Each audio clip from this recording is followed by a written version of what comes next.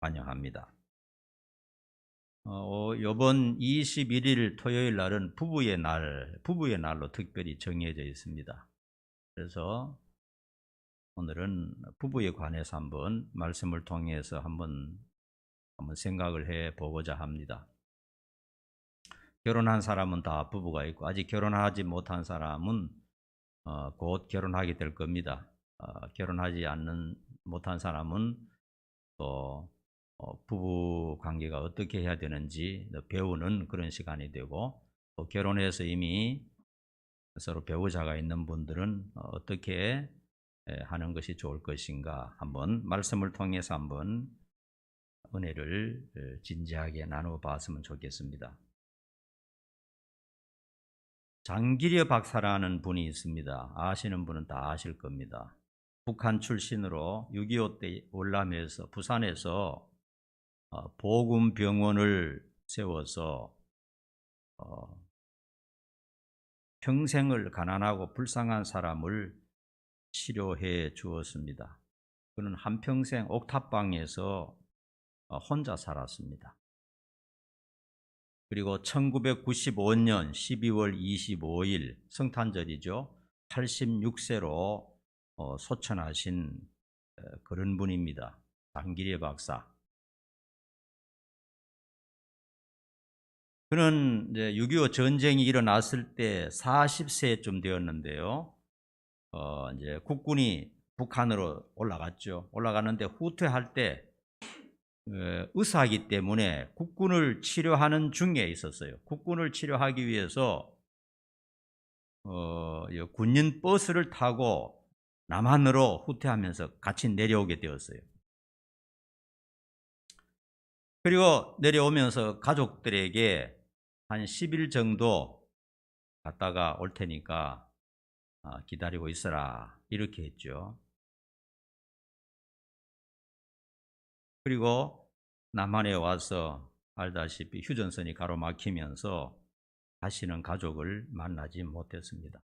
장기려 박사는 북한에서 벌써 꽤 유명한 의사였어요. 그때 당시에 김일성이를 수술해서 낫게 했기 때문에 북한에서 굉장히 유명한 사람이었습니다.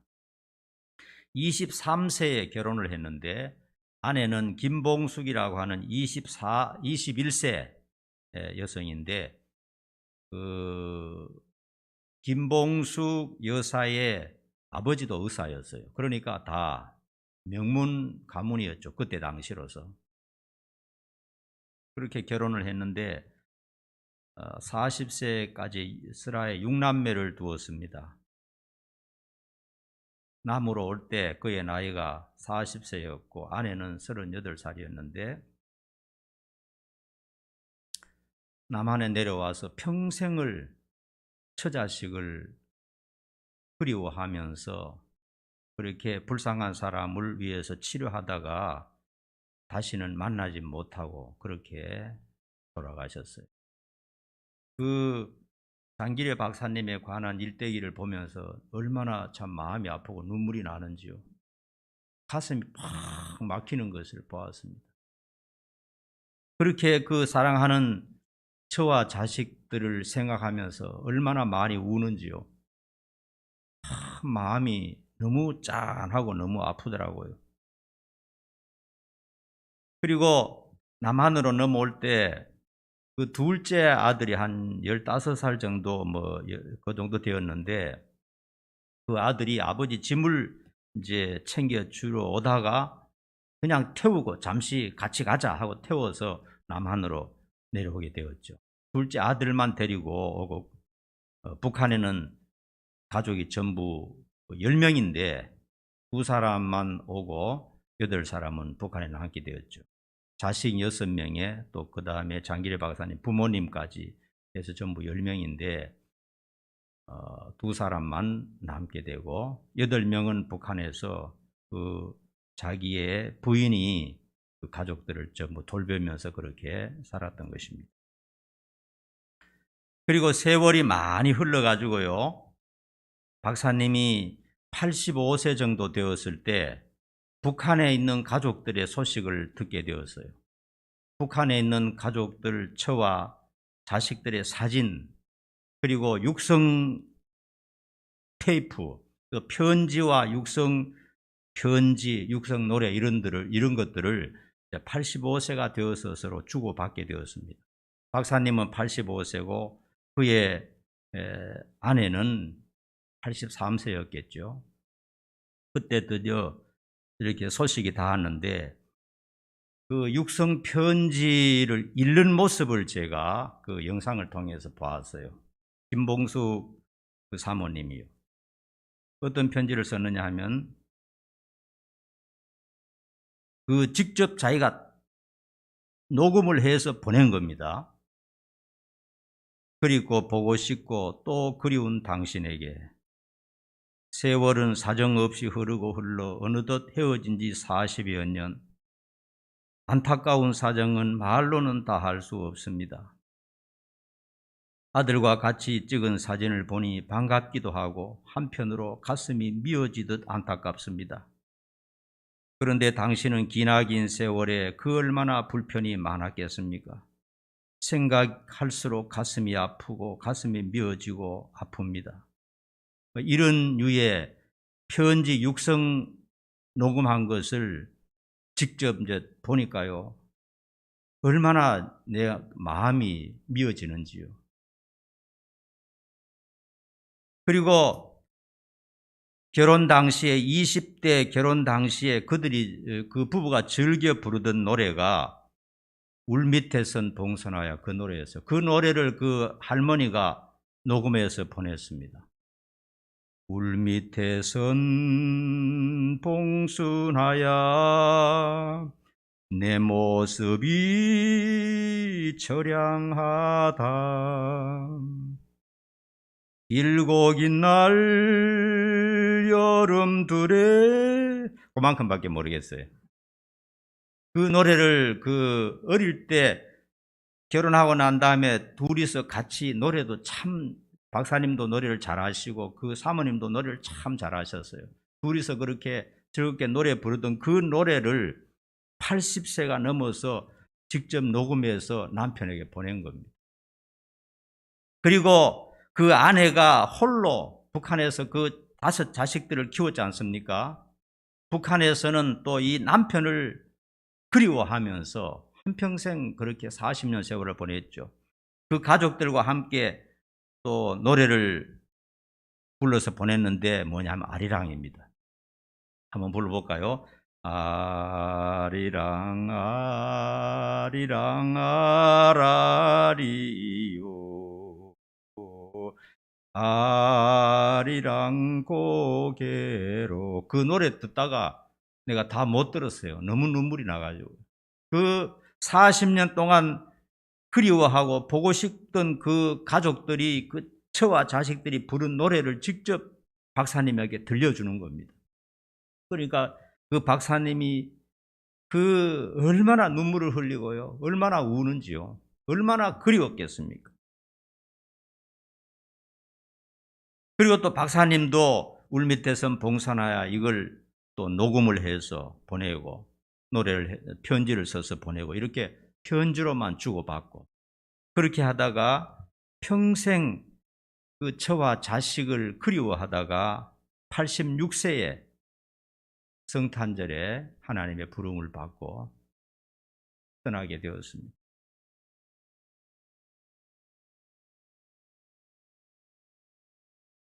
그걸 보면서 참 부부라는 것이 남남으로 만나서 그렇게 짧은 한평생을 살아가는데 참 얼마나 소중한 그런 가족인가 하는 것을 다시 한번 깨닫게 되었어요. 여러분, 가정을 구성하는 가장 기본적인 단위는 부부입니다. 우리나라 유교 사상에는 남녀 유별 부자유친이라고 해서 부부보다도 더 가까운 것이 아버지와 아들이었어요. 아직도 그런 사상이 우리나라에는 있습니다. 아내는 그냥 조금 더 뒤쪽이고 아버지와 아들이 가장 가까운 그런 사이로 유교 사상인데, 사실은 성경에 보면요, 부부가 가장 가정의 기본적인 단위고 기초적인 단위입니다. 아내와 남편이 있으면 그 집은 완전한 가정입니다. 그러나 자녀가 5명이 되고 부모가 있고 손자가 있고 다 있어도 부부 중에 한 사람 없으면 그 가정을 결손가정이라 이렇게 말하는 것입니다. 부모에 대해서 효도하라고 하고 자식을 잘 키우라고 하기 전에 하나님께서는 에베소에서 보면 그 이전에 긴 부분을 할애해서 부부 관계에 대해서 깊이 있게 설명해 주시는 것을 볼 수가 있습니다. 세상에서 가장 소중한 것은 바로 서로의 배우자입니다. 자기 아내와 자기 남편이 세상에서 가장 소중한 가정입니다. 서로 남남으로 만나가지고 수십 년 동안 동고동락하며 때로는 울기도 하고 때로는 웃기도 하고 때로는 행복하기도 하고 때로는 다투기도 하고 갈등하면서 이렇게 한평생을 길지 않은 한평생을 가정을 이루어서 살게 되는 것입니다. 오늘 본문에 보니까 주님께서는 아내는 남편에게 복종하라 이렇게 명령하셨어요. 좀 우리 여자분들은 별로 마음에 안 드는 말씀이겠지만은 이 속에는 깊은 뜻이 다 담겨 있습니다. 그래서 한번 되새겨 보시고요. 그 다음에 남편은 아내를 사랑하고 괴롭게 하지 말라 이렇게 말씀하셨고 또 다른 부분에는 서로 존중하라, 서로 간에 존중하라 이렇게 말씀하신 부분도 있습니다. 그러면 구체적으로 어떻게 하는 것이 오늘 하나님 말씀에서 합당한가를 한번 생각해 보도록 하겠습니다. 구체적으로 우리가 부부 생활하면서 어떻게 하는 것이 좀 더 나은 가정을 이룰 수 있는가 한번 여러분 다 알겠지만 한번 생각해 보도록 하십니다. 첫째로 부부가 모든 중요한 일을 서로 의논하라 하는 것입니다. 부부가 서로 의논하라. 서로 의논한다는 것은 서로를 존중한다는 얘기입니다. 가정을 이루고 살다 보면요, 여러 가지 문제가 있죠. 경제적인 문제든, 자녀 문제든, 부모에 관한 문제든, 장래, 노후, 또는 투자하는 것, 이런 모든 면에 있어서 의논이 필요합니다. 부부간 의논이 필요해요. 어떻게 할 것인지. 다른 사람과 의논하기 전에 먼저 부부간의 의논이 필요합니다. 어떤 사람은 부부간에 의논하지 않고 자기 부모한테 먼저 의논하는 사람이 있어요. 어떤 사람은 또 자기 자식과 먼저 의논하는 사람이 있는데 이것은 성경적으로 맞지가 않습니다. 다른 어떤 사람과 의논하기 전에 먼저 부부와 의논이 필요하다는 사실입니다. 부부와 대화가 먼저 필요합니다. 남편에게 묻기 전에 먼저 자기 부모에게 묻는다든지 형제와 의논한다든지 이거는 성경적으로 옳지가 않아요. 부부가 먼저 의논하는 것이 맞는 것입니다. 이것은 부부로서 매우 중요한 일입니다. 한쪽이 막 고집을 피우고 일방적으로 자기 하고 싶은 대로 밀어붙여서는 안 됩니다. 그것은 그냥 가정을 깨겠다는 거나 마찬가지입니다. 비록 한쪽이 더 똑똑하고 지혜로울 수가 있지만 서로를 존중해야 하는 것입니다. 일방통행은 곤란하다 하는 것입니다. 부부관계는 그런 겁니다. 어떤 문제든지 중요한 문제는 서로 의논하는 것이 필요하다. 위선과 거짓으로 하지 말고요. 두 번째로는 말씀에 근거해서 최종 결정은 남편이 하게 하라 하는 것입니다. 이것이 하나님이 가르쳐 주신 말씀입니다. 여러분 회사에 가면 사장이든 회장이든 그 회사의 리더가 최종 사인을 해서 결정을 하잖아요. 남편을 가장이라고 말합니다. 가정의 리더라는 거죠. 성경에서도 남편을 가정의 머리, 아내의 머리 이렇게 정의하고 있습니다. 아내가 볼 때는 남편이 시답지 않고 별 볼 일 없고 어리석게 보인다 할지라도 하나님은 부부로 맺어주신 이상 하나님께서 그 가정의 머리로 남편을 세워주셨다는 것을 인정을 해야 됩니다. 이것을 인정해야 바로 올바른 가정이 성립이 될 수가 있어요. 지나 나나 똑같다, 뭐 별 볼 일 없어, 이런 식으로 해버리면 서로가 불행하게 되는 것입니다. 그래서 모든 일에 대하여 충분히 의논을 하되 결과적으로 남편이 최종 결정을 내리도록 하게 해야 됩니다. 아내가 결정해서 도장 찍고 당신 따라와 이런 식으로 하면 굉장히 멋있어 보이지만은 그렇게 좋은 모습이 아닙니다. 가만히 보면 어떤 가정에는요, 아내가 모든 것을 주장합니다. 어떤 가정에는 보면요, 아들이 주장을 하고 어떤 가정에는 딸이 결정을 합니다. 모든 결정을 아들, 딸이 결정하는 그런 가정도 있습니다. 그거 다 잘못된 겁니다. 그렇게 되면 아버지는 가정의 리더가 아니라 그냥 들러리가 되고 마는 것입니다. 아버지는 아버지로서, 가장으로서 책임을 지고 자기의 권리를 주장할 수 있도록 할 때 점점 더 성숙하게 되는 것입니다. 그냥 들러리로 제껴놓으면 남편은 점점 무기력해지고 조금 더 지나고 나면 스스로 아무런 힘이 없게 되고 바보가 될 수가 있는 것입니다. 그래서 책임감도 떨어지게 되고 빈둥거릴 수 있게 되는 것입니다. 그 다음에 세 번째로는요, 경제적인 관리입니다. 인간이 살아가면서 경제적인 문제가 굉장히 중요합니다. 돈 문제가 굉장히 중요해요. 여러분 알다시피 성경에는요, 구원에 관한 말보다 돈 얘기가 훨씬 더 많습니다. 돈이 그만큼 살아가는데 꼭 필요하다는 것입니다. 거부시해서는 안 되는 것이죠. 이은혜 사건을 보면요, 그 죽은 남편이 명문대를 나왔고 대기업의 연구원으로서 연봉이 한 6천에서 7천 정도 된다 그래요. 그러니까 결코 적은 돈이 아니죠. 똑똑한 사람입니다. 바보도 아닙니다.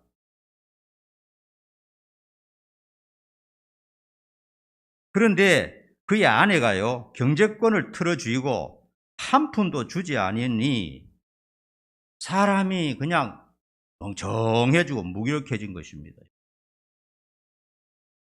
모든 돈을 아내가 다 빼돌려서 마음대로 사용하고요, 남편은 라면 하나 살 돈도 없었다는 것 아닙니까? 여러분 잘 알잖아요. 경제권을 틀어쥐버리고요, 계속 돈 내놓으라고, 돈 가져오라 하니까 거의 굶다시피 그렇게 살았다는 것 아닙니까?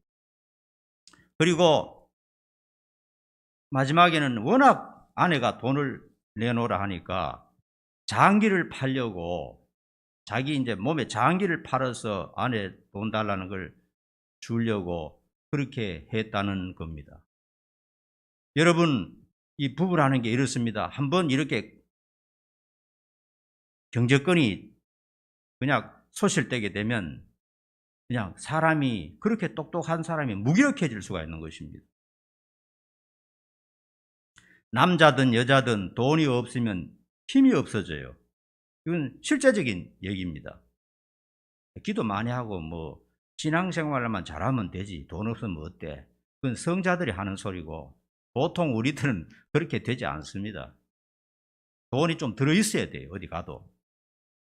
청년도 노인도 남자도 여자도 경제적인 능력이 없으면 자신감이 사라지게 됩니다.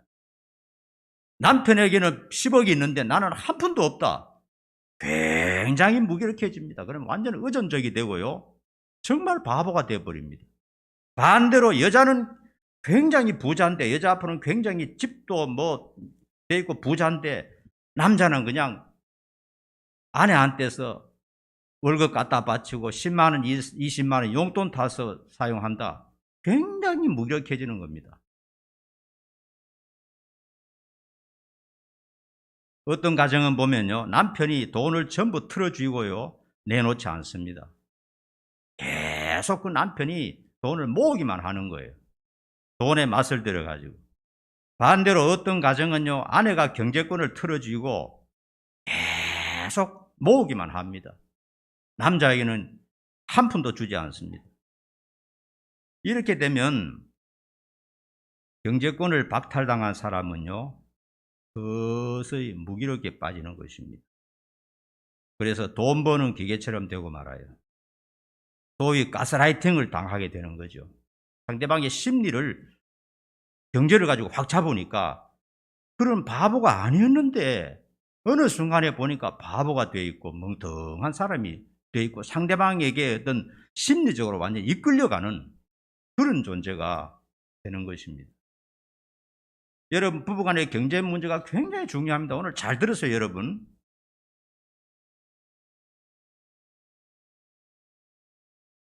요즘은 이제 부부가 다 경제 활동을 하지 않습니까? 대부분 부부가 경제 활동을 합니다. 그러면요, 최소한 자신이 벌은 것에 대해서는 자신이 권리를 행할 수 있어야 한다는 겁니다. 자기가 번 것에 대해서는, 상대방이 번 것에 대해서는 모른다 할지라도 자기가 번 것은 자기가 어떤 권리를 행할 수 있어야 돼요. 자기가 또 혹은 또 결혼하기 전에 모았던, 자기의 모아놨던 돈 있지 않습니까? 그것에 대해서도 자기가 어떤 권리를 가질 수 있어야 됩니다. 결혼했으니까 다 이 사람 밀어주고 그렇게 할 필요가 없다는 겁니다. 어느 정도 경제적인 권리를 가지고 있을 때 자신감도 있고 어떤 꿈도 있고 목표도 있는 겁니다. 그래서 최소한 자기가 번 것에 대해서는 자신이 권리를 충분히 행할 수 있어야 되고요. 그것을 가지고 기쁘게 하나님께 11조도 하고 헌금도 할 수 있어야 돼요. 자기가 번 거니까요. 그리고 부부가 같이 경제 활동을 한다면요, 하나님께 드리는 11조나 헌금도 각자 해야 됩니다. 한 사람이 벌면은 그냥 같이 해도 되지만요, 각자 경제권을 가지면 서로 따로따로 하나님 앞에 자기 손수로 자기가 번 것에 대해서 하나님 앞에 드리는 재미가 있어야 돼요. 여러분, 부부는요, 이 세상에 한 사람이 죽으면 이제 부부관계 끝나는데 천국에 가면 자기가 한 것을 전부 자기가 받는 겁니다. 그럼 한 사람이 다 하면 안 되겠죠. 그리고 또 자기가 번 것을 가지고 저축도 한번 해보는 겁니다. 자기 돈을 벌었으니까 적금도 해서 어떤 꿈을 가져보기도 하고, 그럴 때 내가 일하는 재미가 나고 내가 돈 버는 재미가 있을 것 아닙니까? 그리고 자기가 번 돈으로 부모님에게 용돈도 드리고 자식에게 선물도 하고 친구들에게 식사 대접도 하고 취미 생활도 하고 자기가 원하는 물건을 살 수도 있어야 되는 겁니다. 그렇게 할 때 내가 열심히 뼈 빠지게 하는 의미가 있는 것이지, 돈을 내가 벌었지만 하나도 관리하지 못하고 상대방의 뜻대로 다 갖다 바친다면 삶에 무슨 의미가 있고 무슨 재미가 있겠습니까? 모르지요. 상대방은 돈을 많이 모아놨을지 몰라도 내 것은 하나도 없는 거예요.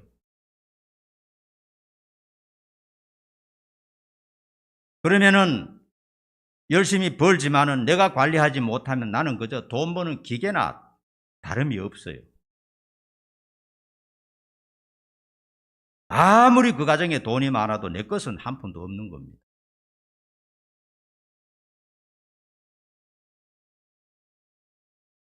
그래서 이제 우리 그 사모님도 돈 벌지만 벌어서 어떻게 사용한 나는 하나도 몰라요. 자기가 버는 거니까 자기가 귀하게 쓰면 되는 것이죠. 그래서 경제적인 문제에 있어서 서로 평등하게 하고 이렇게 잘 해야 그 가정이 재미가 있고 행복, 많이 살는다고 행복한 게 아닙니다. 자기가 번 것을 향유하는 그 즐거움을 부부가 서로 가질 수 있어야 한다는 겁니다. 그 다음에 네 번째로는 자유입니다. 사람이 혼자 살 때는 자기가 원하는 대로 하고 살죠. 그러나 일단 결혼을 하게 되면 상대방에게 매이는 것이 사실입니다. 상대방에게 매여요. 그러나 그럼에도 불구하고 결혼한 다음에도 서로에게 어느 정도의 자유를 허용해야 한다는 것입니다. 이 말을 하고 싶은 거예요.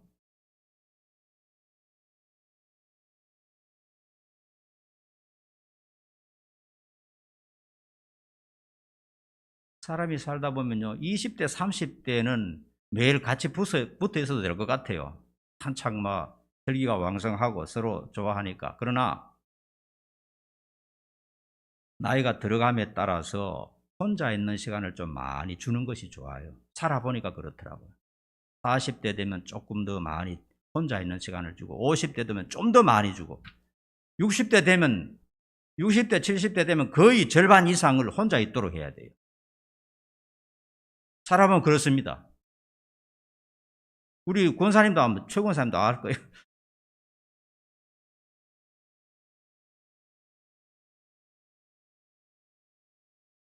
그래서 저는 이렇게 생각합니다. 남자는 일주일에 하루 정도는 홀로 있는 장소와 시간이 꼭 필요하다는 겁니다. 아내에게 전혀 얽매이지 않고 홀로 하루 정도는, 일주일에 하루 정도는 홀로 시간을 보낼 수 있도록 허용을 해줘야 돼요. 여자도 일주일에 하루 정도는 홀로 있는 장소와 시간이 필요하다 하는 것입니다. 그러니까 나이가 들면 들수록 점점 더 많은 자유를 필요로 합니다. 그리고 이 세상을 떠나서 하나님 나라에 가면요, 완전 자유입니다. 부부라는 개념이 없어져요. 완벽한 자유를 천사처럼 누리게 된다 말씀하셨어요. 그러므로 인간적인 존재는 완전히 구속당해서는 행복하지를 못합니다. 아무리 많은 것을 가지고 있어도 서로 이처증 환자, 이부증 환자처럼 서로 꽉 묶고 있으면요, 행복이 없어요. 뭔가 자기 나름의 자유와 할 일이 있는데요. 물론 방종하고 죄어지면 안 되겠지만요, 어느 정도 충분한 자유가 서로에게 주어져야 한다는 사실을 꼭 기억하시기 바랍니다. 너는 내 거다 하는 식으로 소유하려고 해서는 안 되는 거예요. 자유가 필요합니다. 그래서 친구들을 만나기도 하고 취미 생활도 하고 자기 나름의 개발도 할 수 있어야 됩니다. 그리고 자기가 먹고 싶은 거 사 먹기도 하고 다른 사람을 도와줄 수도 있어야 됩니다. 부부는 서로에게 매여 있지만 또 한편 각각 서로 다른 인격을 가지고 있습니다. 그리고 궁극적으로는 천사처럼 하나님 나라에서 홀로 영원히 하나님 앞에서 살게 되는 것입니다. 그게 부부인 것입니다. 무엇보다도 중요한 것은요, 하나님을 만나는 시간만큼은 홀로 있어야 된다는 겁니다. 하나님을 만나는 묵상의 시간만큼은 홀로 따로 하나님과 진지한 대화가 필요한 것입니다. 그래서 서로 소유를 하려고 한다거나 자유를 박탈하려고 해서는 안 되는 것입니다.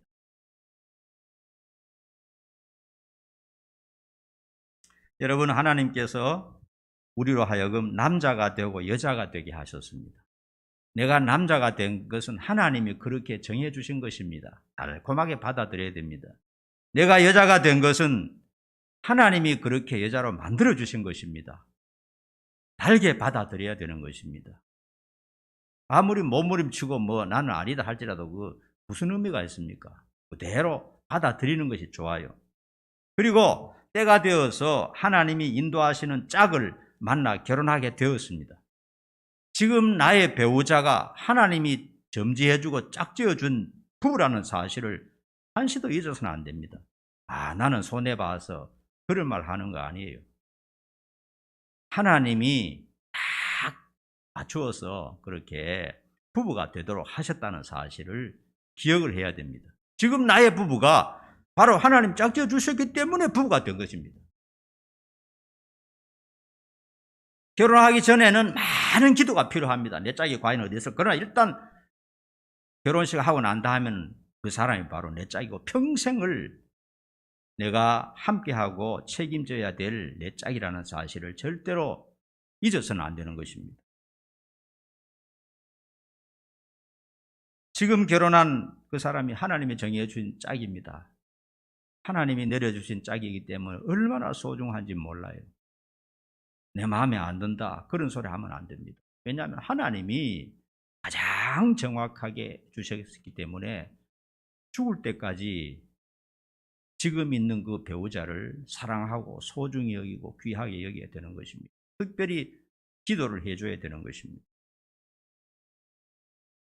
우리가 결혼하고 행복하게 세상에 사는 날이 그렇게 길지를 못합니다.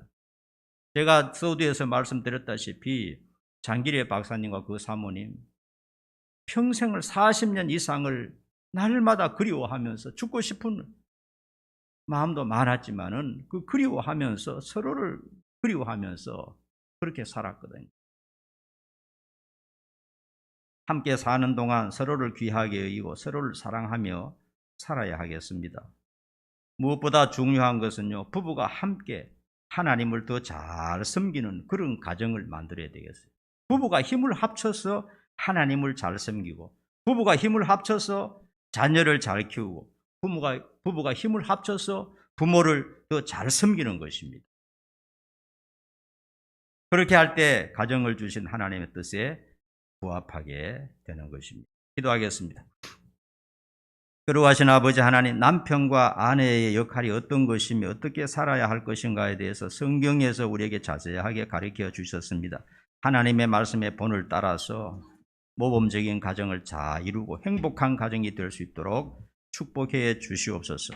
예수님의 이름으로 간절히 기도하옵나이다. 아멘.